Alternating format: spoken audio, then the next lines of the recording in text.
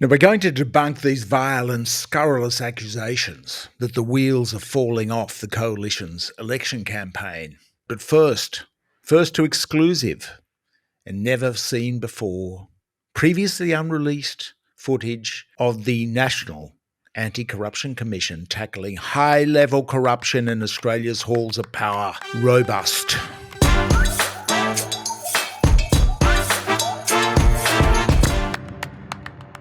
Just a quick house ad. We're nearly at 100,000 subscribers on YouTube. Apparently it's a bit of a benchmark, so if you can hit the bell, like and subscribe, that would be much appreciated. Help us get to 100,000. Apparently you get a plaque or something, but it will extend our reach. It will help get the message out there. Now, the latest in the ingenious policies of the coalition is not merely the deportation referendum, an absolute masterstroke of an idea, but it's the anti-Semitism test for new Australian citizens, as foreshadowed in The Australian, a key plank in the coalition's policy. Seriously, as part of its citizenship crackdown package of reforms, Peter Dutton Yahoo is proposing not only a referendum on chucking people out of the country for anti-Semitism, but introducing anti-Semitism tests for migrants. Brilliant idea. At the vanguard of this crackdown will be Australia's new anti-Semitism task force, which would be an absolute priority when Peter got into office. Absolute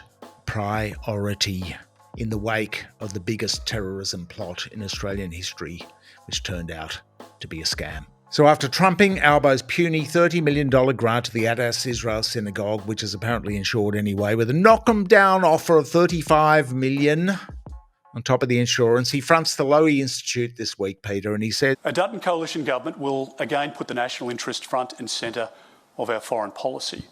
If I become Prime Minister, one of my first orders of business will be to call Prime Minister Netanyahu to build on the one-on-one meeting I had with him during my recent visit and to help rebuild the relationship Labor has trashed.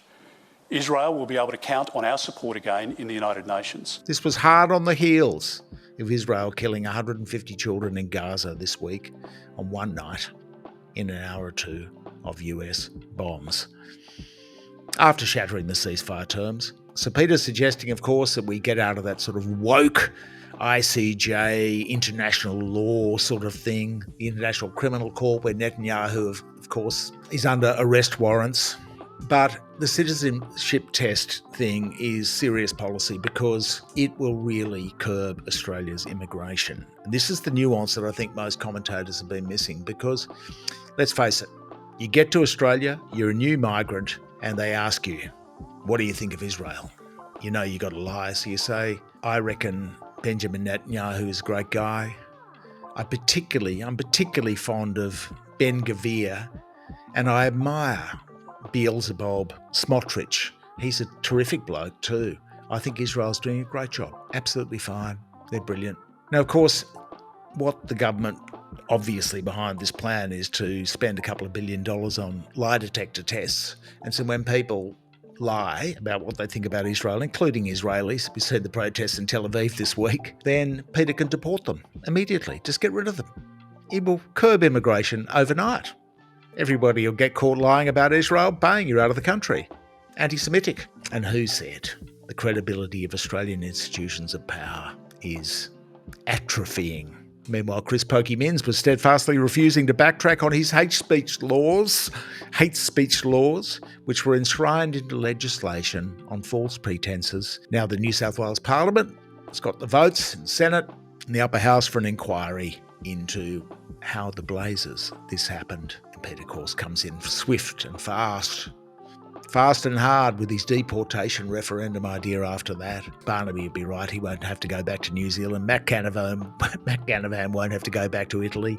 Maybe Fatima Paiman might get shipped back to Afghanistan. Or they'd love to get rid of Marine Faruqi too, back to Pakistan for sure. This continuous narrative of un-Australians, unwanted, terrorists, anti-Semitics, it's all on, isn't it, for the election campaign? What a wonderful election campaign it's going to be when they finally call it, although it's been on for the past 2 months, all this year. Anyway, the perennial gas shortage scam bobbed out. It had to run this week in the media, of course, because AEMO, the agency overlooked the energy market operator, was preparing to hand down its quarterly gas market report Now, the actuals, if you look at the chart, gas consumption has been falling for a few years in Australia, and that's chiefly because it's too expensive, not because of climate change, because the gas cartel's been too greedy and people have switched.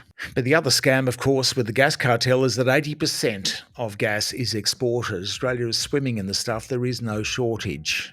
And this is why they carry on about a gas shortage, because they want to drill for more so they can export it for more profits for foreign corporations. And did you know, just by the way, that AEMO, it sounds very governmenty, but it's actually owned by the government and industry. Industry well represented on the board. We're not talking people from the renewable energy industry. None of that wind don't blow, sun don't shine people. Check out the chart. The forecasts show that gas demand is going to triple in the coming years. We don't exactly know how that's going to work, given the transition is proceeding apace and battery technology, as we're soon going to publish on the website, is going ahead in leaps and bounds. Maybe they should have a referendum to deport the gas cartel back to the US or wherever they come from, because they're costing Australia billions of dollars each year in taxes not paid. And the government just can't stand up to them, neither of the major parties. The PRRT is a broken tax, doesn't work. Deport! Of course, the other thing about deportation, of course, is that it's very Trumpian, because the courts already hold these powers to deport people, to get rid of people. And we have a thing in the Westminster system called the separation of powers. And this is to stop politicians becoming dictators and throwing people out of the country for what they perceive is hate speech or whatever. It's a key plank to Australia's democracy. The poor people found a voice this week in the media. They don't usually get much of a say because the media tends to run stories about rich people whining that they're not rich enough. But the agency which represents the poor people in Australia is called AUkus, the Australian Council of Social Services.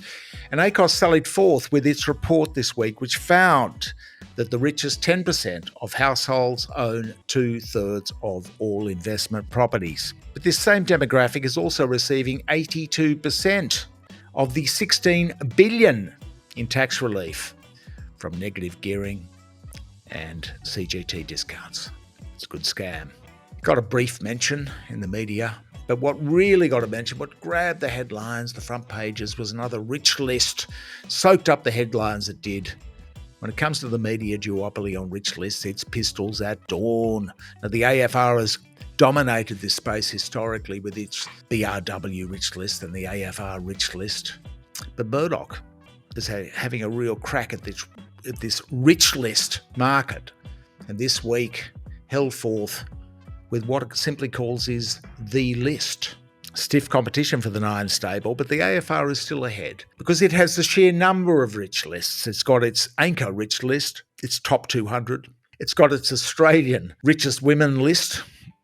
It's got its young rich list. It's got its tech rich list. I mean, let's face it would have a transgender rich list as well, if it weren't for the fact that there's probably not many transgender billionaires around the place. We're thinking about starting up the Michael West Media Poor List. You can imagine the headlines. Meet Australia's newest poor person. Secret Aussie poor person joins mega poor club.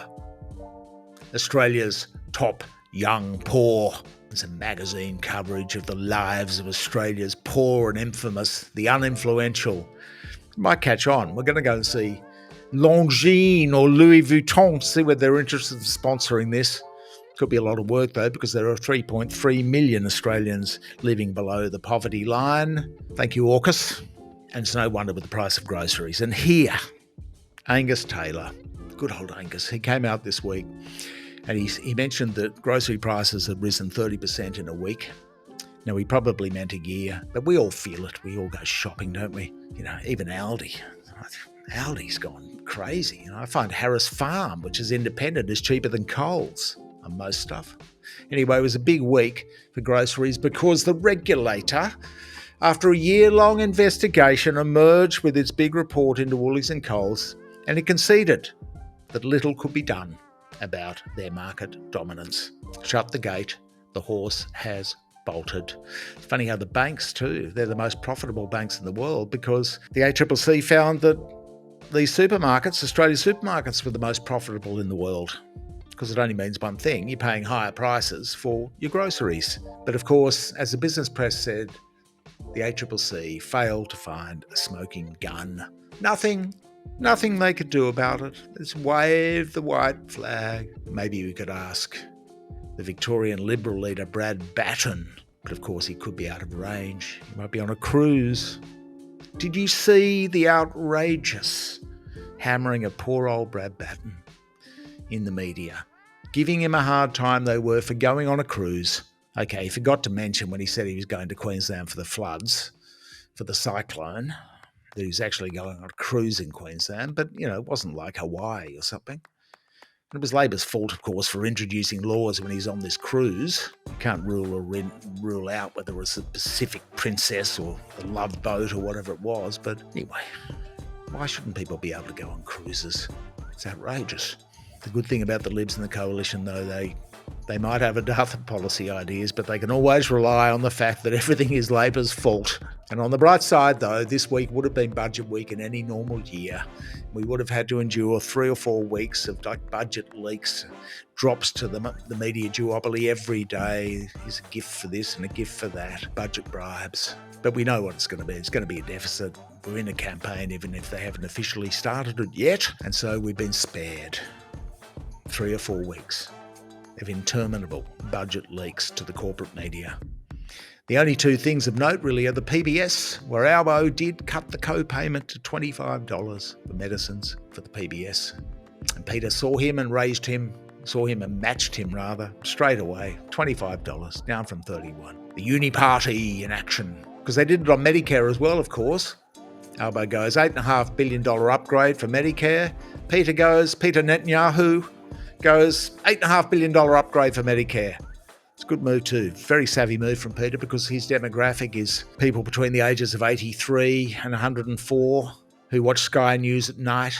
Very savvy move indeed. Check out our coverage, by the way, of the PBS, because I think they are going to come for the PBS, because the American big pharma sector whinges about it the whole time, because the collective bargaining sort of aspect of it here gives us cheaper medicines, a really good deal. And so there will be noise, and we're waiting for the real Trump tariff stuffs to hit next week. In the meantime, please like, share and comment.